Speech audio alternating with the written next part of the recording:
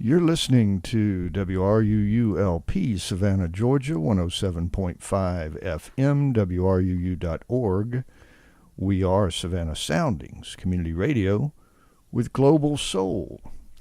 Welcome. I am Wayne Waters. I am your host for Savannah Lexicon this fine morning. I hope everyone is doing well.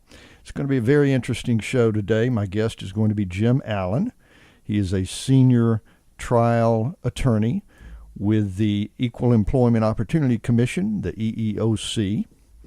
And of course, we've had this extraordinary phenomenon occurring of women coming forward and talking about the various levels and kinds of sexual harassment and worse that has been going on and really has been apparently, we have to admit, part of our culture in some sense for decades and decades and decades, maybe forever. I don't know. Depends on how you want to look at that. We're going to be talking specifically about this kind of phenomenon in the employment scenario. It, of course, can happen in any kind of situation, any kind of arena, if you will, or just that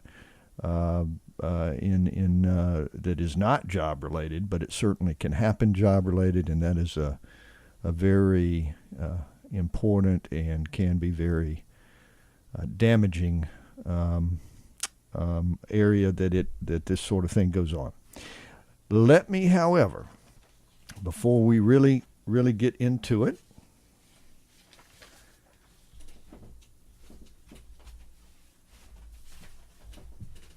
I've got to take care of a little bit of business, and those of you who listen regularly know what's coming. You can barely contain your excitement. It is the world-famous general disclaimer. The viewpoints expressed in the following program are not necessarily those of WRUU, its license holder, or its staff. Okay, we got that out of the way. All right, sir. Jim Allen, how are you today? Doing very well, thank you. Okay. I'm glad to have you. And, this has been such an incredible phenomenon that is going on here on the nationwide scale. Where so many women and have come forward and talked about all sorts of sexual harassment that's occurred with them, particularly by, in most cases, powerful white men. Now, not all white, not even all men, but that has been the predominant kind of thing that goes. And it's really something. It's a bracing wake-up call, I suppose, is one way you could put it, to how much of this goes on. And of course, we got to know that it's just scratching the surface of how much this is going on. I mean, just common sense tells you that there's a whole lot more of it that's going on for many, many decades, and right up to today, no doubt. So I wanted to bring you guys on. You, again, are a senior trial attorney, correct, with the Equal Employment Opportunity Commission? That's right, and I'm actually based here in the Savannah office. Okay. Yes, and we do have a Savannah office, actually, which is, do you know the address right off the top of your head? 7391 Hodgson Memorial Drive. Okay. Behind Oglethorpe Mall. Right behind Oglethorpe Mall. Okay. Everybody's going to know that. All right. And I'm throwing some curveballs to you here right at the very beginning. My apologies. I should have kind of thought about this ahead of time. But do you know the website off the top of your head? Actually, the website is simply EEOC.gov. Okay. And everything is run on the central system, so we don't have a special website for the Savannah office. EEOC.gov takes care of everything for us. Okay. And there is a Savannah office page within that has some basic information and that kind of thing from what I saw earlier this morning.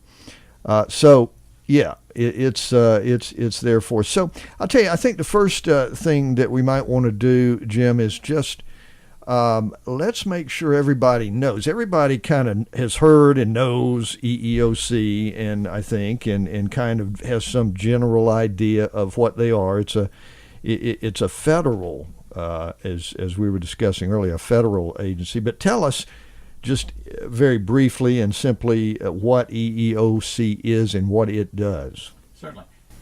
In 1964, when Congress passed Title VII of the Civil Rights Act of 1964, they had a real question, which is, you're going to make this discrimination illegal. You're going to make it illegal to discriminate against people in employment because of their color, their race, their national origin, their religion, or their sex.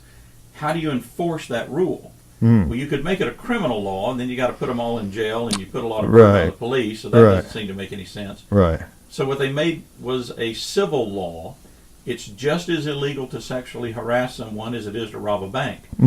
Robbing a bank will put you in jail. Sexually harassing someone puts you into the EEOC. We are the police for federal employment law, for these particular federal employment laws, the ones dealing with this kind of discrimination. So our investigators are federal law enforcement agents. They have badges. When someone comes to us, it's exactly like if your neighbor went to the police and accused you of storing cocaine in your garden shed. The police are going to come knock on your door, and they're going to want to look at your garden shed. Indeed. If someone comes to us and tells us that the discrimination laws are being broken, it's the same thing. If it seems like a credible person with a credible story, we're going to go find out what's going on and whether there's any cocaine in that garden shed. Okay. Because that's what we need to know. So we are the police, essentially, the law enforcement agency for federal discrimination law. Okay. And ultimately, you guys, again, let's the police. You also ultimately can and do sometimes take cases to court, of course, and you're a trial attorney for them, right? Yes, when a charge comes into our place, normally charges are sent to a mediation process. There's a chance, if both parties agree, you can sit down and go to a mediator, and the mediator will help you resolve the charge. Okay. Otherwise, the case goes into investigation. It'll be investigated by one of our investigators, and if through that process the case looks like a good case, it's a valid case where we think something's really gone on here, and ultimately it doesn't resolve, then it can end up in litigation, which we bring ourselves. The good thing for the person who's been hurt is they don't have to pay a lawyer. They don't have to pay us. They don't have to pay any money to go to court. The federal government pays for that. Okay. So that's the benefit to people. They don't have to hire their own lawyer. Okay. So the legal process, the perpetrators, if we can put it that way, or the alleged perpetrators, right, are taken, can be, and depending on how the process works out, can be in fact taken to court by you guys, by someone like you, and justice will be done as it will. That's certainly the goal. I'm the first trial attorney that the EEOC has had in Savannah. Mm. I've been here since 2014. Oh, okay. Prior to that, we did not file a lot of lawsuits out of Savannah, but since then we've been fairly active in filing lawsuits. We filed 3 last year, which all turned out to be good lawsuits. We would like to file more than that. We'd like to be able to file 5, 6, 7 cases a year out of Savannah. But to be honest, most cases resolve before you get to that stage. So the mediation process? The mediation process, and there's also a conciliation process. Once we decide that the law has been broken, we'll send a notice to both sides, and they have a chance, one last chance, to settle the case before we make a decision about going into court. Right. Interesting. Okay. All right. Yeah. I'll that's interesting. I've got to think about that. But it's and one wonders. Yeah. All right. Well, at any rate, so you can in fact end up taking a case to court. Now, if you do that, and I'm just thinking as we're talking about this, if you guys take it to court, does the individual who was wronged or allegedly wronged still have the ability or to take it to court as an individual? No, if we take it to court, then we have kept the claim. We're suing on behalf of the government. However, they have the right to hire their own lawyer and join our lawsuit. Oh, to join your lawsuit. That's right. So it wouldn't be a separate lawsuit. That's right. So, for example, under Title VII in a sexual harassment case, we cannot sue the individual. We can only sue the company. Because the law limits what the company can do. It doesn't allow us to sue individuals. I see, right. But if you want to sue the individual, you can join our lawsuit and add that person to the lawsuit and pursue that additional claim. So if you think you have other claims other than ours, you can join our lawsuit. So just to be clear, and I don't know what difference it makes really, but I'm just trying to make sure to be clear about it. They would have no legal standing except as part of your lawsuit? That's right. It's very much, again, like the police situation. If someone breaks into your house and they're being taken to court for breaking into your house, you don't have a lawyer in that courtroom. You don't have anyone that represents you. You have a prosecutor who represents the government. You will be a witness in the case. They'll ask you what happened. They'll ask you the facts. They'll ask you what was stolen. But you don't actually have a lawyer that you're paying to sit there and represent you. No, but ours is the same way. Okay, but I'm just trying to make the distinction. You not only you wouldn't in that case, but you can't. Are you telling me you cannot? Literally, you just cannot yourself sue someone for this kind of thing individually. You can once you've gone through the EEOC. That's what I'm trying to get to. You have to go through the EEOC. Once you have filed with us, and we've had the case, either we finished the case or we've had it at least 180 days, you can tell us you want your notice of right to sue. That's the document we send out. And when you get your notice of right to sue, you have 90 days to file a lawsuit. Okay. Many people who have good claims and already have lawyers, that's their goal. Their goal is to get whatever information they can get out of our investigations and then go into court on their own. And they don't. We don't play in it at all. Right. We don't have any part in the lawsuit. All right. So people can do that. Yes. They don't have to, and they can, of course, as you say, hitch on, as it were, to the lawsuit that you guys are pursuing in those cases. And I will tell you, there's a real difference in this way. I worked for many years in the Seattle area. In the Seattle area, that's the way it's done. People file their charge, they take their notice of right to sue, and they go to court. Down here, far more often, people are not wanting to go to court on their own, and they want us to participate and take care of it if it's possible to do that. Okay. And I think it's simply a testimony to having a better relationship with the local attorneys than perhaps they had in some other places. But it varies dramatically across the states as to how much they want us to be involved. Interesting. All right. So, and again, I'm sorry, but I'm just thinking this thing through all the way through.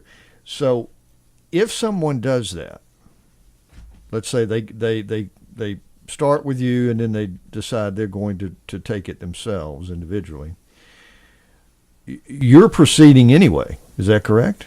If they request a notice of right to sue, then we will, in virtually every case, give them their notice of right to sue, and we no longer do anything with the case. Oh, so you're done with it. So they're taking it over completely. That's correct. Okay. And they and their attorneys can pursue whatever they want to pursue. Okay, we're getting down here in the weeds, y'all. Sorry about that, but I'm just, as I'm thinking this thing through, I'm trying to figure. These questions are coming to mind. Okay, all right. So again, you're saying that only a few cases a year, and really almost none prior to the past few years, which makes one wonder, whether or not it's happening more often, or whether or not people are willing to step forward more often. Well, I can tell you this: when I first began doing employment law, which was 1988 in Atlanta, the first case I ever dealt with was a sexual harassment case.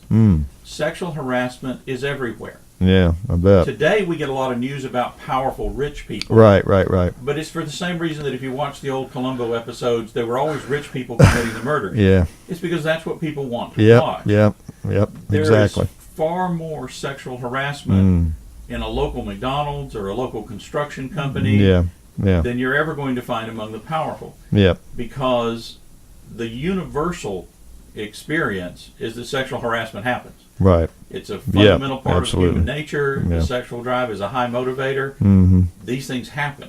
Yeah. They just don't get the press until they happen with somebody important. Exactly. For those of you who are just tuning in, I appreciate you listening this morning to Savannah Lexicon on WRUULP.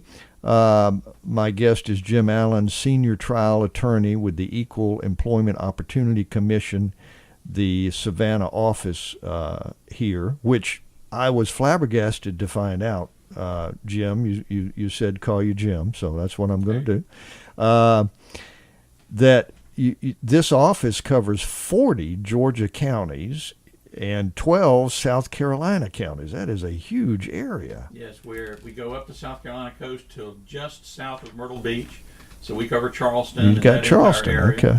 We cover all of southeast Georgia. The easiest way to visualize it is if it's south of I-16 and east of I-75, it belongs to us. Okay. Now, we go a little north of 16 and a little west of 75, but that's the best way to think of it. Yeah. Wow. That's a huge territory.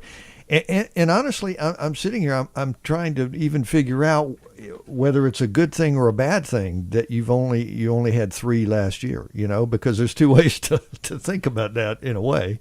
Well, there really are 2 ways to think. One is, I believe there are a lot of people who have claims who don't come and see us. Exactly, yeah. They don't want to be fired is their main concern. They're afraid that if they make a complaint, something's going to happen to them. Mm-hmm. But the law protects against retaliation. Exactly. Retaliation is one of the largest charges we get. It's one of the biggest things we get. It's one of the things we take very, very seriously because we want to protect people's rights to come see us. Mm-hmm. If you have that kind of a claim, then coming to see us is the right thing to do if you want it to stop. The first thing you do is tell your boss to stop. Yeah, absolutely. You have to let them know it's unwelcome.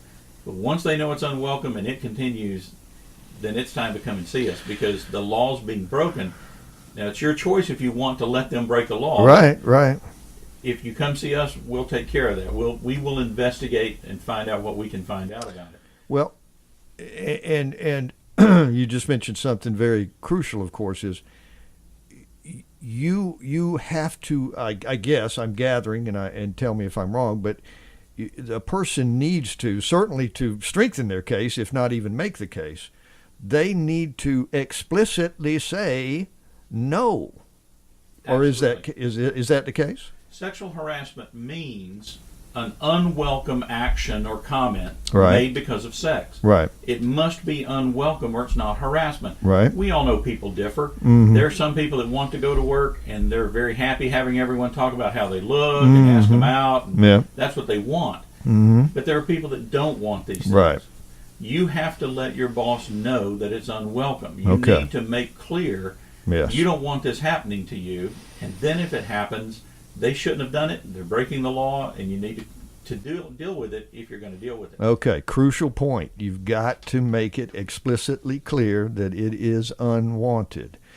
Now, we say boss, but I guess it's equally improper if just a fellow worker. Certainly. If a coworker is harassing you, then you have to tell your boss. You have to tell the boss. You have to tell the boss. Under the law, the way it's interpreted now in Supreme Court opinions, if it's a coworker and the company doesn't know, then it's not the company's fault. Right, because you're dealing actually with the company. That's right. That's who we sue. We sue the company. Okay. The company needs to be told that this employee is behaving this way. Right. If they're told and then they don't do anything about it, then you've got a claim against the company. Okay. That's true for all kinds of harassment, whether it's racial harassment, age harassment, disability harassment. You can't just stay quiet, let people mistreat you, and then sue the company and blame the company. Right. Okay.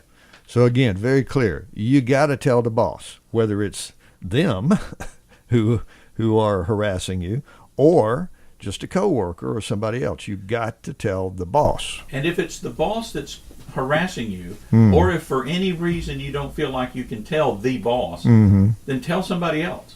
Tell a human resources person. If you're in a large company that has human resources, human resources is there to take these complaints. That's part of their function. So that would legally suffice. That's correct. Okay. You need to tell someone in management. Somebody in management. Most companies will have a policy. Yeah, right. And if you look at the policy, they'll identify who you should contact. If they don't tell you who to contact, it's not a very good policy. And you need to contact somebody and let them know it's wrong. You don't have to go to the boss who's harassing you. Okay. Tell him that what he's doing is wrong. You All can right. go to someone who can talk to him. Okay. If they have an open door policy, you can go as high in the company as you want to go. Okay.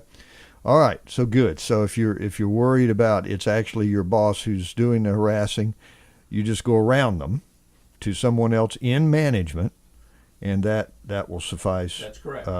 For your purposes. Okay. You just have to give them notice that this is going on so they can stop it from going on. Right. Okay. Is there, and again, I guess we're getting into the weeds a little bit. I'm getting too picky maybe, but I just, is there some period of timing? Must it stop immediately? I would assume it's illegal activity, so it would need to stop immediately, would it not? It needs to stop immediately. The company should take action promptly. We can't say immediately because we don't know what that means. Yeah, well, but certainly okay. in a prompt way. If you've complained on Monday, and Wednesday, Thursday, Friday comes, and the harassment's still going, and nothing's been done, then you better complain again. Right. You better come and see us because they need to take prompt action. Most companies that have an active HR group, when you come in and make that complaint, they are going to get in touch with that person immediately and tell I would them, think so. Whatever's happening, stop it until we figure out what the story is. I would certainly think so, and certainly hope so. Okay, all right. And again, and this is one reason why I wanted to bring you in too, is because again, we do hear about, as you mentioned in the beginning, we do hear about the rich people, the famous people, and all of that. But the thing about it is, it's going on all over at all levels of society.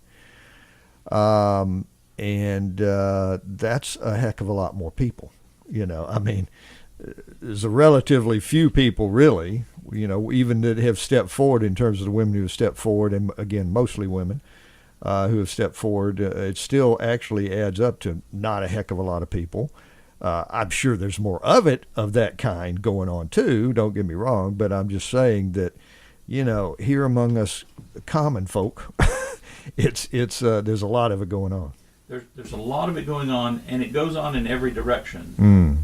The stories that we're hearing now are primarily, as you said, about powerful men harassing women. Yeah. There are also stories of powerful women harassing men. Right, exactly. One of the lawsuits we filed last year was a same-sex harassment case in which a woman was harassing another woman. Right. There are so many permutations of this that there's no way to say it's just this group or just that group. Oh, no, and I certainly do not mean to imply that at all. It's just numerically, I think it's clear that it's primarily white males on females, but it's primarily men. It's primarily men. Women, but that's a function of how the sex drive operates with most people. Yeah. So that's not uncommon. So that's the larger pool of the population anyway. But yeah, it absolutely can and does happen in same-sex, as you suggest, same-sex situations, and it does happen with with females as well. So one of the most common places that it happens is where there's a workforce that historically has been all men, and now suddenly a woman needs to work there.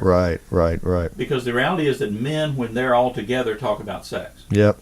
It is a routine matter. It's routinely the way they communicate. Yep. And you bring in a woman employee. Women came into the workforce in large numbers in the 60s and 70s, and we saw this. When you bring a woman into that workplace and you tell the men, treat her equally, don't treat her special, behave the way you've always behaved, they continue to behave the way they've always behaved, you're going to get a sexual harassment. That's probably not the best advice. Yeah, you can't just behave the way that you've been behaving. That's true. Something has changed in your workplace, and you have to take that into account. So we see that the same thing with national origin harassment. If everyone's always been from one location, and you bring in someone who's Cambodian or someone who's Chinese into a workplace that's always just been Americans, there's going to be some issues. Yeah. It's just the way it works. And in sexual harassment cases, those little changes make a big difference in things. And we should, it should be recognized too that there's a broad range, in I would say, in the severity of this phenomenon that it has to be recognized, and I'm sure is taken into account within a legal scenario if it comes to that. Because I mean, and I'm not saying that any of it is right. Obviously, it's wrong. Period. If it's sexual harassment, anything that could be construed as sexual harassment, it's flat wrong. But it's certainly not the same. I don't know, to put your hand on the small of the back or something, as opposed to grasping, just literally grasping parts of the body and trying to force a kiss and things like that. So and unfortunately, I hate even to use the word, but I mean, obviously rape is the ultimate sexual harassment, I suppose. I did one case years ago in Seattle before I was with the commission. We had 5 charging parties, all alleging sexual harassment. One of the women's primary claim was she objected to the way that the man stood. Really? He stood the way a football coach stands, arms akimbo, legs spread. He would stand there and watch the people do their jobs. She felt the way he stood was sexually harassing. That's not a sexually harassing case. No. That's a cultural thing that she's got to deal with. Right. On the other hand, we had someone who had alleged that she'd been raped. And it's in the same case. Yeah. There's a tremendous range of behaviors, and that's why the unwelcome issue is so important. They don't know that you are not wanting what they're doing. They don't know that it's unwelcome until you tell them it's unwelcome. Yeah. Once you tell them, then they can deal with it. Yeah. But people differ so widely in the way that they behave. Right. As an example, let's say a woman is getting ready to go to work, and she decides today she wants to look great. She dresses up, dresses to the nines, goes to work looking beautiful, walks in the door, and the boss looks at her and goes, "Wow, you really look great today." Does she feel harassed?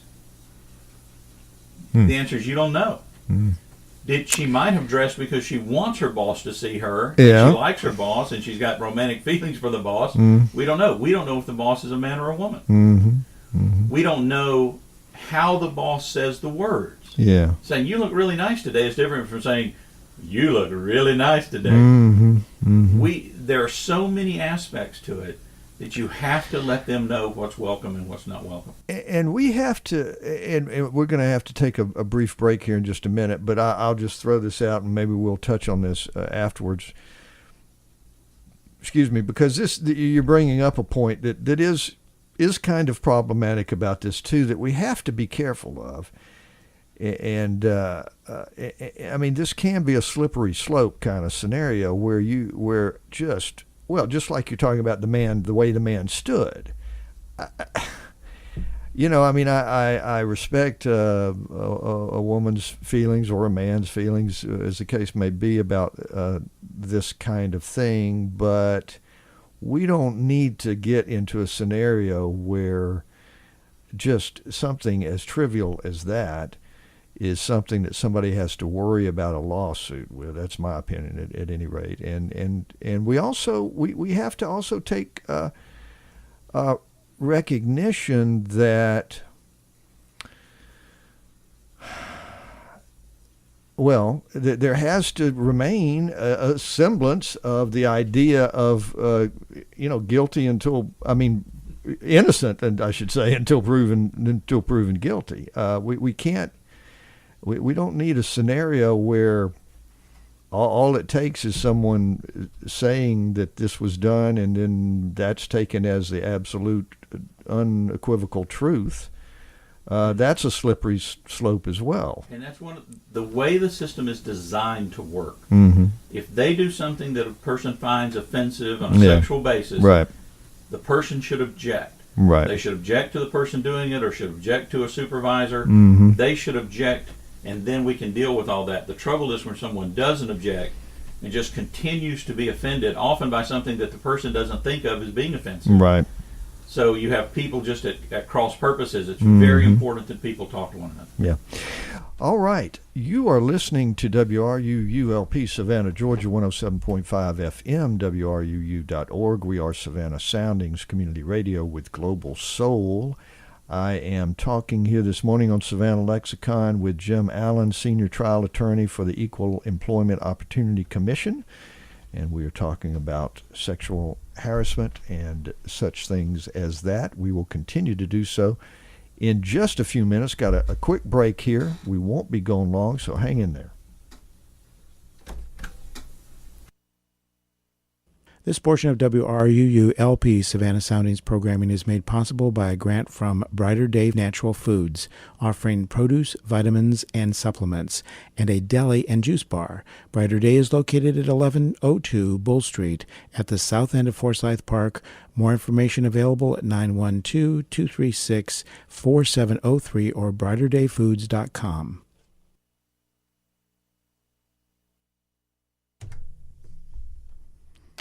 The Savannah River Keeper, I want you to know, and I'm giving you plenty of advance warning here. The Savannah River Keeper presents the 8th annual Roast on the River, a benefit for the organization, the primary guardian of the Savannah River, providing education, advocacy, and action for the river's 10,000 square mile watershed. The event will take place at Hogan's Marina on Wilmington Island on January 20th, 2018. For more information, visit savannahriverkeeper.org.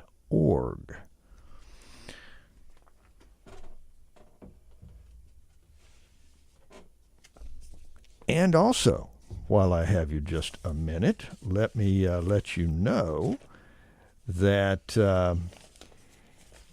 as a business, if you enjoy our programming on WRUU-LP, please support the station with a donation. Let your customers, neighbors, and friends know that you share our vision of building a thriving community based on diverse, vibrant radio programming.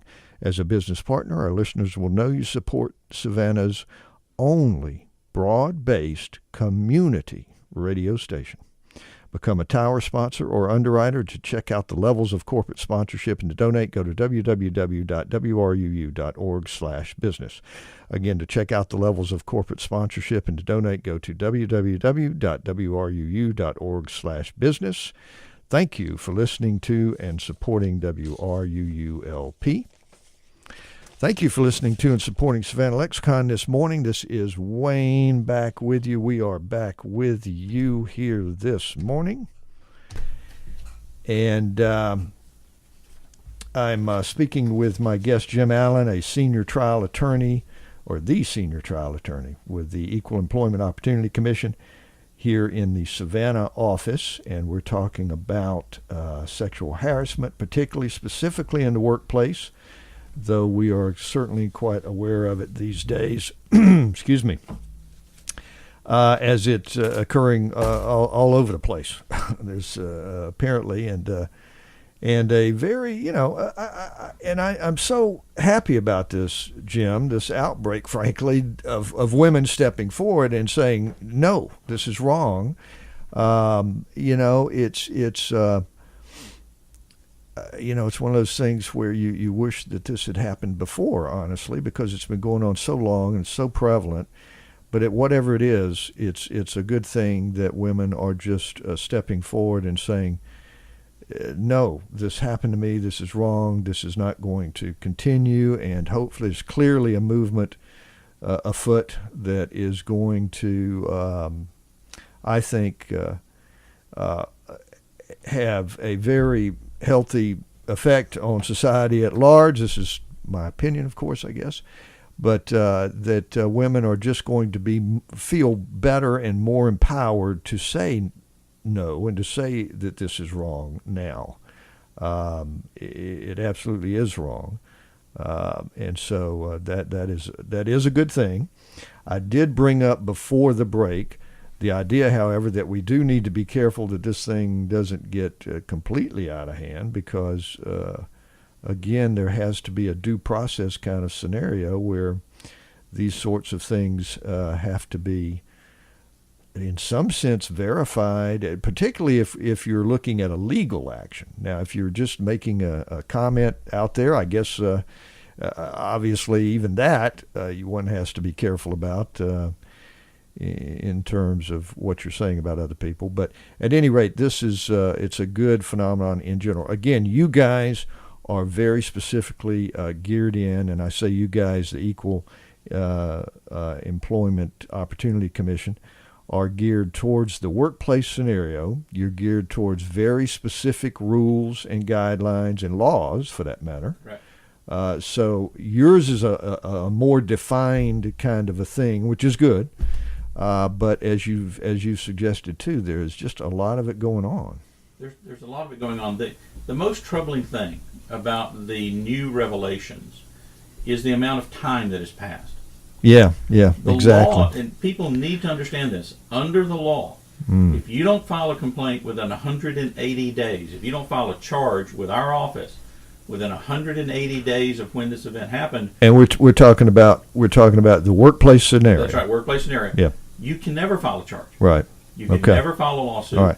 You can never pursue it if you're in Georgia. If you're in South Carolina, you can file up to 300 days because Okay. the law is different So in it the two depends states. on the state. But if you're in Georgia and someone has been sexually harassing you, and we see this frequently, someone has been sexually harassing an employee, they terminate the employee when the employee says no, Right. and then the employee comes and sees us, but they come and see us 7 months later or Yeah, 8 months right, later, right.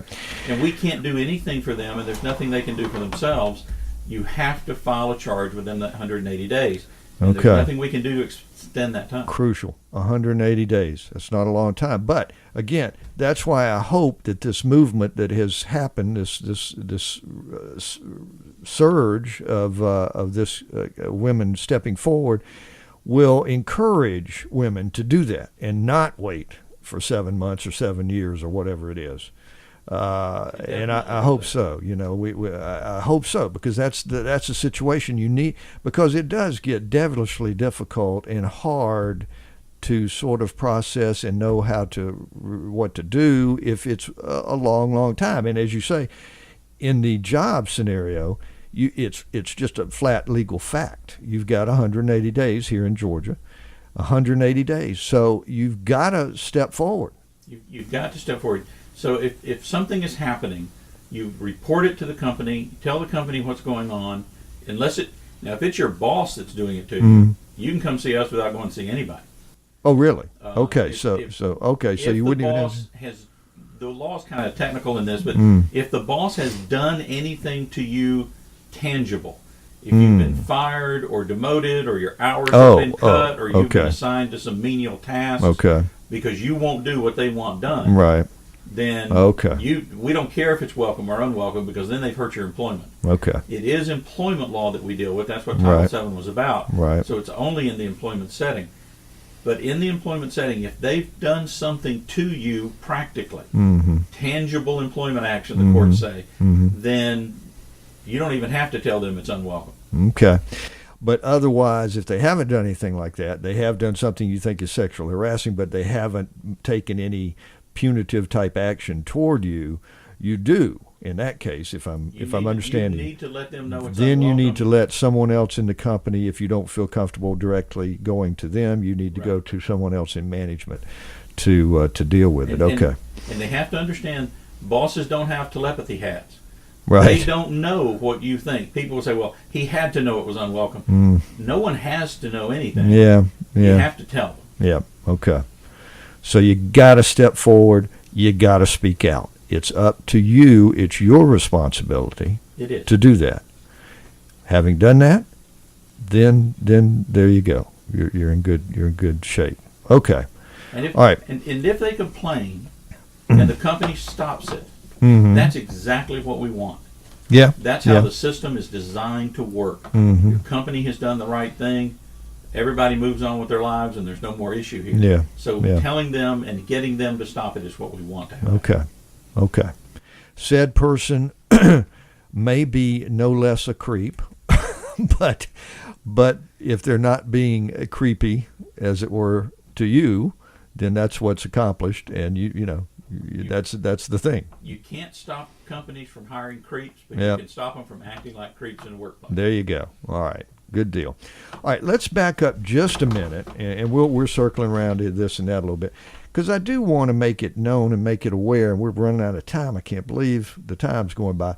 But the first thing is, too, also for everybody to remember, particularly with companies, management and ownership of companies and that sort of thing, as well as just individuals, that in a proactive sense, you guys also offer training and outreach. We do. The EEOC provides training to companies at their request. There's a fee-based training system. I believe there's also a non-fee-based training system. There are all sorts of materials that are available on the EEOC website and that we give out in our office. Yep. But I've been involved in some of that training. It's an excellent thing to do. Sometimes it's just good to have people sit down and be reminded or alerted to the way the world works. And Yeah. a lot of what they think is just normal work behavior is really not normal work behavior, but is illegal. Right. So yeah, I mean, let's hope that companies, and of course many companies, particularly bigger companies, have their own sort of training program that may go through you or maybe is some other source, but they do have training. They certainly should, and I think most of them do. And certainly the larger companies have learned that Yeah. the reason companies get sued is because of supervisors. Companies, large companies, the people that run them seldom make these mistakes. It's normally the line supervisors, the people in those local areas that have these problems where they're not dealt with properly. They're trying to train their supervisors so their supervisors will quit making them get sued. Yeah. That's the goal, is to Yeah. control those supervisors. Absolutely. So, right. So they're training, and they're training their supervisors. But I mean, there's also just employee training I've seen and gone through where just non-supervisors even too are given a little education in what sexual harassment is and how to deal with it. Certainly. So for individual, for companies, many companies will have that kind of thing. Again, particularly the bigger ones, but then you guys do as well. So anyone who wants to be proactive on this can perhaps avail themselves of training or outreach from the EEOC. Right. The next step is as you were saying, is the mediation program is perhaps, the next step would be, if you are encountering sexual harassment or what you believe to be sexual harassment, that you as we have been stressing on this show, you report it to someone in the company and make it known that something undesirable is going on, right? Yes, absolutely. The best step is to let the company know that you object to it. Yeah. Again, unless you've been fired, unless they've demoted you, you need to let them know how unwelcome it is so they have a chance to fix it. And don't take long with it. No. I mean, don't take long with it. I mean, okay, something happens one time, you say, okay, well, maybe, all right. Okay, sure. But, I mean, if it happens even just a few times, you need to make it known that it does not work for you at all. And it's important that workers understand they trigger what people do sometimes as well. People make jokes and people will push to the line, but then you'll make one more joke and now you've stepped over their line and they're going to allege that you've done something wrong. Right. It's important that the workplace be free of this activity to the extent that it can be. Yeah. You don't want to create a sexually charged work environment, which is what we call it. No. And you see that frequently where there's so much material going on, so much conversation about sexual things, and then suddenly somebody says one thing too much. Yep.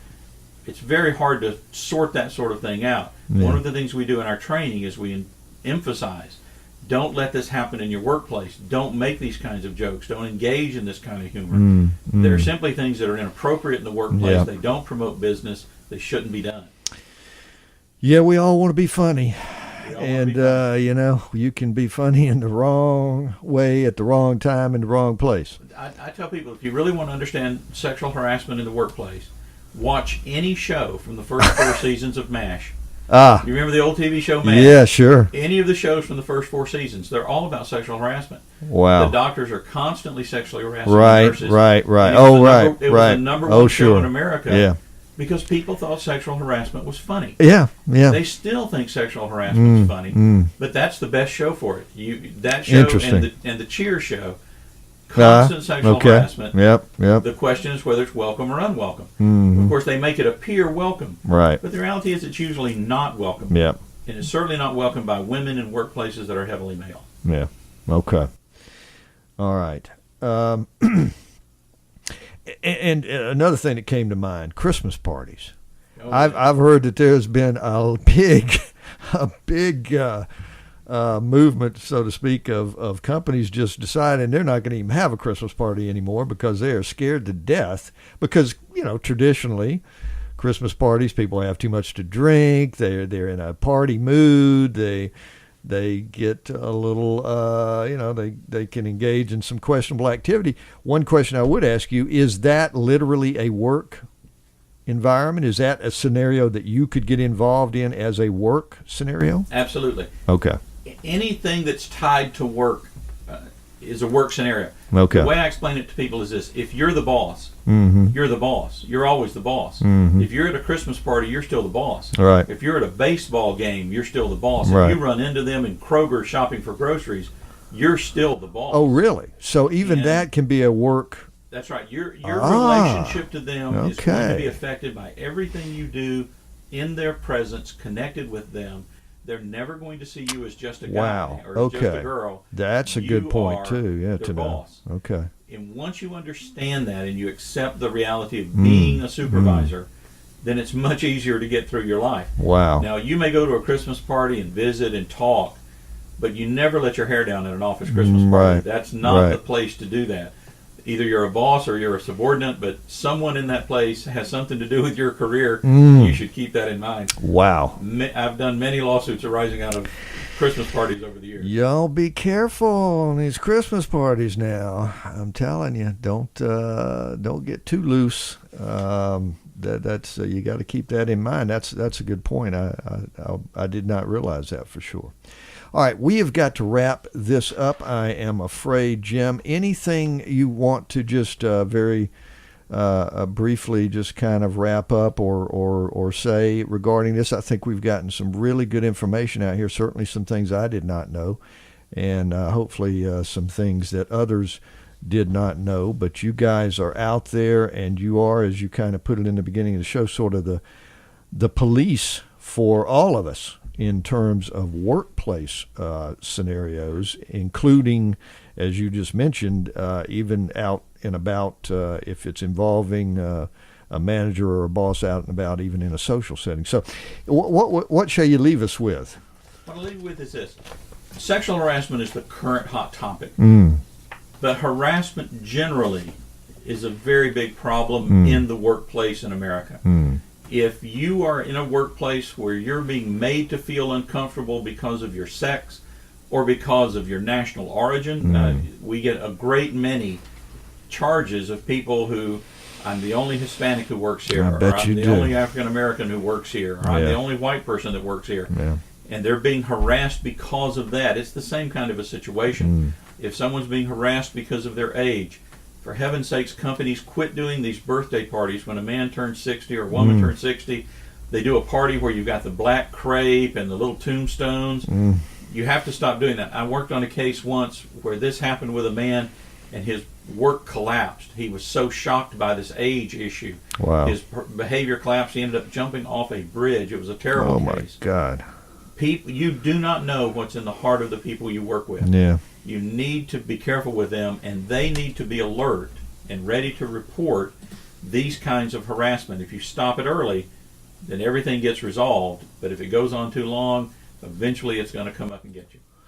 And that may well be the thing to take away as much as anything, is that if it's going on, you cannot wait around. You can't allow it to continue to go on. You've got to step forward and say something early, quickly, so that it's known that this is undesirable. Because the longer it goes, the more difficult it is. Is that generally true? The longer it goes, the more likely there's going to be something that's going to complicate it, and it's not going to get better. All right. Jim, I do appreciate it so very much. Listeners, hang in there with me. I'm going to take a very brief break here, and we still got a little bit more. As you know, in the last segment of the show, I try to let folks know of various things that are going on in this fine city that might and maybe should be of interest to you. So I will do that after we come back. Y'all hang in there. Good stuff. All right. Wayne back with you here on Savannah Lexicon. Got a little bit of time to just talk about some things that are going on in the city and things that you might want to be aware of. I'm going to tell you one thing that you might and ought to be aware of that hopefully you might have read in the newspaper, or who knows where people read things anymore these days. But at any rate, there there are a couple of gun law pieces of legislation that are going to be proposed in the new legislative session, or when legislative session opens back up in January, early January, by a couple of local folks, and I applaud both efforts. I hope that they will go through. Representative Jesse Petraea pre-filed a bill that basically would penalize people for supplying guns to felons. I don't know about you, but why isn't this already a law? I don't understand. Of course, people supplying guns to felons, and felons are not allowed to own guns. Of course, they should be held accountable for that. So there's that going on, and also that was one that there was a recent announcement made, and it was a joint press conference with also Chatham County District Attorney Meg Heap and Savannah Alderman Julian Miller in support of this legislative effort. So good on you, Mr. Petraea. I probably don't agree with very much of what you do in terms of a lot of legislation on the Republican side of the aisle, but this is a good one. I'm glad to see this. Also, on the other side of the aisle, Senator Lester Jackson is working on a bill that would allow law enforcement to actually destroy seized weapons. I don't know if you know it or not. Law enforcement cannot destroy seized weapons. They have to put it up for auction. And what happens? Well, gun dealers at these, gun shows that go around, and other people buy these things up real cheap and end up selling them to Lord knows only who.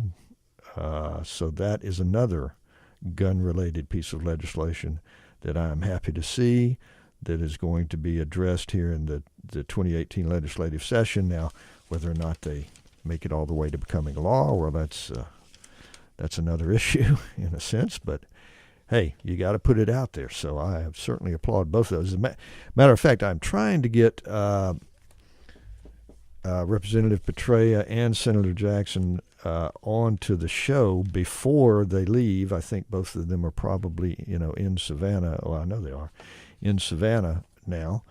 And so I am trying to get them onto the show before they go back and head to Atlanta for the new legislative session after the new year. So we'll see how that goes.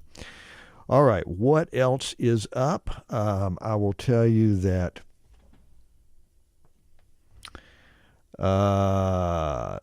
the West Bay Streetscape Improvement Initiative meeting. This is open to the public. It's the final community meeting regarding the West Bay Streetscape project. That's between Martin Luther King Jr. Boulevard and Warner Street, and exactly how that is going to be laid out. Public meeting, it is from 6 to 8 p.m. tonight, Coastal Georgia Center, 305 Farm Street. And it will offer the final conceptual design for that West Bay Streetscape. So that's something of interest to you. You might want to go to that. Also, from today through the 23rd is Feed the Hungry's 9th annual holiday dinners. So Christmas holiday dinners are going to be December 19th at the Garden City Recreation Center. Tomorrow, December 20th, 5 p.m. at the Rincon YMCA. December 21st, 5 p.m. Pooler YMCA. December 23rd, 4 p.m. National Guard Armory. So there's going to be hot meals, free toys, live entertainment. You can find out more about this worthwhile activity at SavannahFeedTheHungry.net. Now, tomorrow is a District 2 Town Hall meeting with Alderman Bill Durrance. It's going to be 6:30 p.m., Bryan Room at the Savannah Civic Center. Going to talk about a number of issues, but primarily on the docket, so to speak, is the budget overall, including, of course, that pesky little proposed fire fee that has created such a uproar. So 6:30 p.m. tomorrow night, District 2 Town Hall meeting. I'll go ahead and tell you December 21st, a Savannah City Council meeting, of course, a regularly scheduled City Council meeting, 2 p.m., Council Chambers, second floor of City Hall. If you want some more information, 912-651-6410. But it is the City Council meeting, of course, at City Hall. And also there are, I think that's all I'm going to have time for. So I do appreciate you listening to Savannah Rising here this morning. Hope you're having a good day. I appreciate you. You are listening to WRUU-LP, Savannah, Georgia, 107.5 FM, WRUU.org. We are Savannah Soundings, community radio with Global Soul. Following me is Background Briefing, and then at 10 is Democracy Now! And I think after that there's more Christmas music with Brian Renner. So stay tuned.